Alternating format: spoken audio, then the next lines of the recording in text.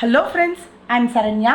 இன்னைக்கு நாம் பார்க்க போகிறது 8th standard maths NCERT syllabus chapter 3 exercise 3.4 first Romanல 9th sum பார்க்க போறோம் square root long division.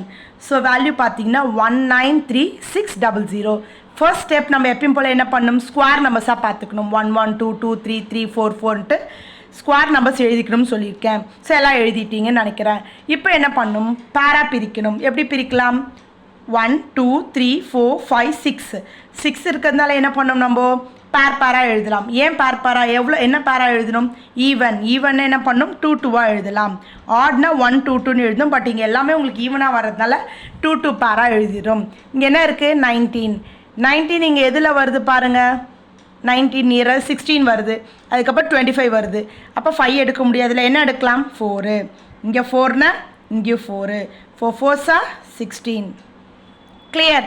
இப்போ என்ன பண்ண போகிறோம் சப்ராக்ட் பண்ண போகிறோம். 9 - 6 எவ்வளோ 3a. ஓகே நெக்ஸ்ட் என்ன பண்ணோம் நெக்ஸ்ட் பேர் எடுக்கணும். நெக்ஸ்ட் பேர் என்ன 36. ஓகே இப்போ என்ன பண்ணோம் சைட் வேல்யூஸில் ஆட் பண்ணோம் 4 + 4 8.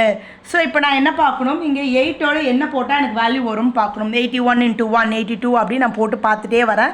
செக் பண்ணிவிட்டேன் எனக்கு வரல. ஸோ அதனால் நியராக 84 ட்ரை பண்ண போகிறேன்.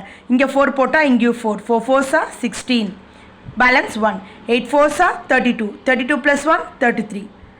ஸோ இங்கே எனக்கு ஃபுல் ஆன்சரே கிடச்சிடுச்சு பார்த்தீங்களா. அப்போ என்ன பண்ண போகிறோம் இங்கே 4 இங்கே 4 336. அப்போ என்ன பண்ண போகிறேன் 0. அப்போ நீங்கள் கேட்கலாம் மேம் இங்கே பேர் ஆஃப் 0 இருக்குது என்ன பண்ணுறதுன்னு. அது ஒன்றுமே இல்லை. அந்த பேர் ஆஃப் 0வை என்ன பண்ணிக்கலாம் அப்படியே தூக்கி மேலே எழுதிக்கலாம். ஓகேவா அது வேறு எங்கேயுமே டிஸ்டர்ப் பண்ண தேவையில்ல எதுவுமே பண்ண தேவையில்லை.